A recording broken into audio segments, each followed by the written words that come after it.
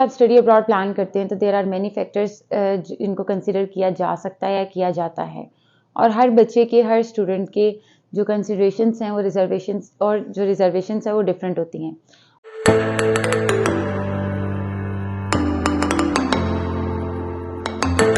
Assalamu alaikum, this is Amaima Iftikhar, Chief Executive Officer and founder of Upmark, and in this video we are going to talk about Keele University.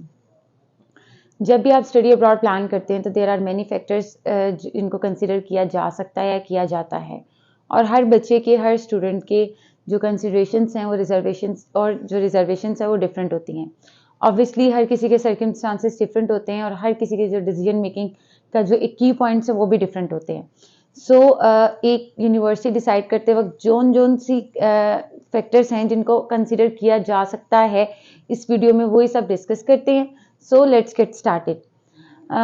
अगर इसके थोड़े से background को देख लिया जाए ना, so it was founded in 1949 but as university college of north Staffordshire, but in 1962 इसको जो है स्टेटस मिल गया था यूनिवर्सिटी का बाय रॉयल चार्टर।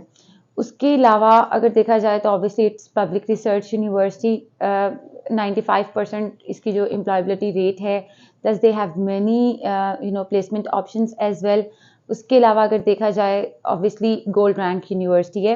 अच्छा, इसके अलावा अगर हम इसकी लोकेशन को देख लें, I guess no matter where you are going, either in UK, Australia, Canada, USA, मैंने एक चीज़ देखी है, बच्चों के लिए लोकेशन बहुत मैटर कर रही थी, specially in Australia and in UK. अगर यूके में मैंने जितने भी एस्पिरेंट्स देखे हैं वो यही कंसिडर वो करते हैं, प्रेफर करते हैं कि वहाँ पे जाया जाए जहाँ पे ऑलरेडी उनके कोई रिलेटिव्स या दोस्त वगैरह रहते हैं। और बर्मिंघम और मैनचेस्टर तो आई गेस हब ही है एशियन स्टूडेंट का, वहाँ पे एशियन इतने ज़्यादा हैं कि आप खुद जाके कंफ्यूज हो जाएंगे कि हम पाकिस्तान में हैं या यूके में हैं। सो सिर्फ आपका इंफ्रास्ट्रक्चर ही थोड़ा सा बदला नजर आएगा। तो ये दो जो जगह हैं बर्मिंघम और मैनचेस्टर, वहाँ पे आपको एशियन कम्युनिटी बहुत ज़्यादा मिलेगी, प्लस हलाल फूड बहुत ज़्यादा मिलेगा। इसके अलावा भी अगर हम इसके पास की जो सिटीज़ है वो देख लें, लिवरपूल, शेफील्ड और उसके अलावा नोटिंगम, यहाँ पे भी आपको एशियन कम्युनिटी मिलेगी, और ये नियर बाय है। ये जितनी भी मैंने आपको सिटीज़ बोली हैं, ये दो मेन सिटीज़ लाइक बर्मिंघम और मैनचेस्टर के नियर बाय ही हैं। अच्छा, अब आ जाते हैं यूनिवर्सिटी की लोकेशन पे। बेसिकली कील यूनिवर्सिटी इटसेल्फ कील में है, लेकिन जो इसका डिस्ट्रिक्ट बनता है ना, that is Newcastle under Lyme, Staffordshire के पास है, स्टॉकन के पास है, ठीक है। और इसके अगर हम एग्जैक्टली देख लें, 1 आवर जो है ये like it's just 1 hour away from Birmingham and just 1 hour away from Manchester.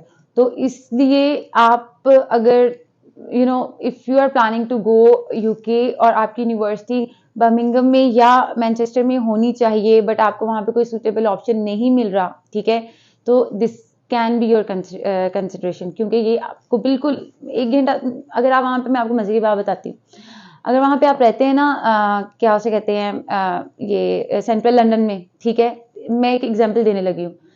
Central London में रहने के बावजूद वहाँ पे आपकी जो है ये रेजिडेंस होने के बावजूद आपको वहाँ पे छोटी छोटी कम्यूट के लिए भी आधा पौना घंटा जो है वो ट्रैवलिंग के लिए वेट करना पड़ता है।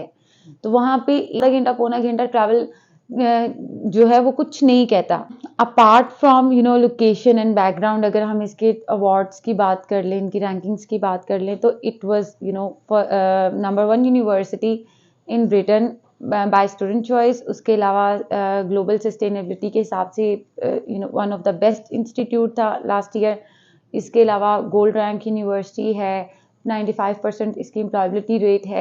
As of now we have discuss Keele universities background, उसकी जो लोकेशन है, प्लस उसकी जो रैंकिंग है या उसके अवार्ड्स हैं उनके बारे में डिस्कस कर लिया है। जैसे हमने बताया कि they have 95% employability rate, so यहाँ से अगर देखा जाए तो they have many placement options as well. आपको इतने ऑप्शंस मिलेंगे प्लेसमेंट्स के जिनको आप चूज कर सकते हैं। अच्छा, इसके अलावा जो अगर इसकी हम बात कर लें तो it's not young university, like आपको यूके में बहुत सारी यंग यूनिवर्सिटीज मिलेंगी, ये आपको 75 ईयर्स ओल्ड यूनिवर्सिटी है with rich history of research, quality education and everything, plus ये गोल्ड रैंक यूनिवर्सिटी है, इसका गोल्ड स्टार है। अच्छा, इसके अलावा अगर इसके कैंपस की बात की जाए तो ये स्टेटफोर्डशायर कंट्री साइड में इसका कैंपस है, बट दे हैव 600 एकड़ कैंपस। आप सी कैंपस लाइफ जो है वो एक्सपीरियंस करेंगे। It's not building based university basically. अच्छा, इसके अलावा अगर हम एंट्री रिक्वायरमेंट की बात कर लें तो they have many programmes. Basically जो इनकी फैकल्टीज़ हैं वो 3 है। हेल्थ साइंसेज की है, फिर उसके बाद लाइफ साइंसेज की है, और मैं आपको बताती हूँ सोशल साइंसेज की है, नेचुरल साइंसेज की भी है। ठीक है, एक नेचुरल साइंसेज की, एक सोशल साइंसेज की है, एंड एक जो इनकी है मेडिकल एंड हेल्थ साइंसेज की है। ये 3 इनकी फैकल्टीज मेन है। अच्छा, अगर एंट्री रिक्वायरमेंट की बात करें तो पोस्ट ग्रेड के लिए इनकी कैटेगरीज है। अब आपने किस कोर्स में जाना है ये चीज़ डिसाइड करेगी कि आपकी एंट्री रिक्वायरमेंट क्या है। इनकी जो टिपिकल रिक्वायरमेंट स्टार्ट हो जाती है वो हो जाती है 60% से। अगर आपने 2+2 किया है तो आपका एग्रीगेट 60% होना चाहिए, और अगर आपका CGPA सिस्टम है देन आपका 2.5 से अबव CGPA होना चाहिए। इसके अलावा जो इनके कुछ कोर्सेज हैं उसके लिए इनको 3 से अबव CGPA चाहिए। इसके अलावा अगर हम बात कर लें अंडरग्रेड की एंट्री रिक्वायरमेंट की, तो वो आपकी जो अंडरग्रेड में आपको एडमिशन लेने के लिए आपकी 70% अबव होनी चाहिए आपके इंटरमीडिएट में, प्लस आपका जो आइल्स है that is 6 overall, no band less than 5.5, और पोस्ट ग्रेड में जो आइल्स है वो कुछ प्रोग्राम्स के लिए 6 overall, no band less than 5.5, and कुछ के लिए 6.5 overall, no band less than 5.5, और कुछ के लिए 7 ओवरऑल। मतलब it varies from course to course. कुछ कोर्सेज में 6 ओवरऑल एंड कुछ कोर्सेज में 6.5 overall and no band less than 5.5 obviously. इसी तरह से ये तकरीबन हमने एंट्री रिक्वायरमेंट्स को भी देख लिया। इसके अलावा जो आपका फैक्टर आता है वो फ़ी का आता है। ठीक है, थिंग इज़ के आपकी फ़ी कितनी है इस यूनिवर्सिटी में। अच्छा, इंटरेस्टिंग थिंग इज़ के इसकी फ़ी, इंटरेस्टिंग थिंग कह रहे हैं अनफॉर्चुनेट कह लें, देखने में इसकी फ़ी बहुत ज़्यादा लगती है कि लाइक 17,700 से स्टार्ट हो जाती है, लेकिन कुछ लाइफ साइंसेज और मेडिकल साइंसेज के कोर्सेज है जिनकी फ़ी 25,500 है। अच्छा, इसके अलावा अंडरग्रेड की भी और पोस्ट ग्रेड की भी, बट ये स्टार्ट हो जाती है 17,700 से and it goes up to 25,500, लेकिन they are offering scholarship up to 6,000 इन post grad and up to 5,000 in undergrad.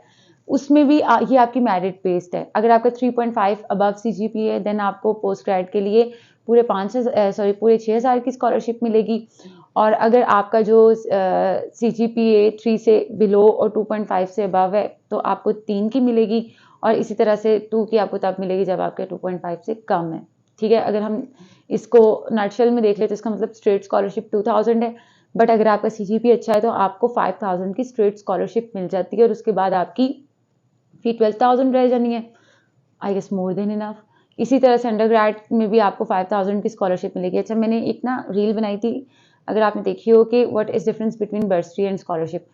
Scholarship आपको ऑटोमेटिकली अवार्ड होती है और बर्सरी जो आपको सिर्फ एक दफ़ा मिलती है। And interesting thing is this के कील यूनिवर्सिटी जो है वो आपको स्कॉलरशिप दे रही है अंडरग्रेड में, ऑटोमेटिकली अवार्ड हो जाएगी सेकेंड ईयर में भी और थर्ड ईयर में भी।